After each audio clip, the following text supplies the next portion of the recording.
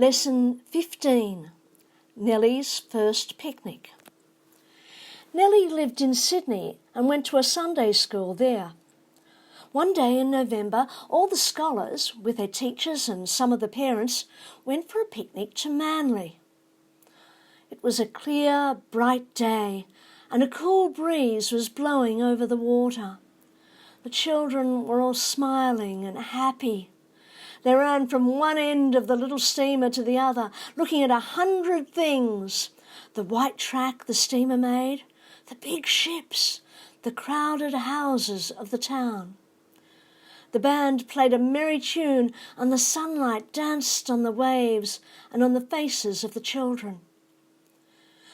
Very soon they came to the sea beach, where they all played and ran about. Some played rounders, some cricket, and some went on swings. Nellie, with other girls, got some pretty wildflowers to take home. After a time they had dinner, lots of cake and buns and fruit, then more play, and soon the day was done, and they went home, tired and happy. Next day, Nellie wrote a letter to her cousin Polly, who lived in the country, and told her all about her first picnic.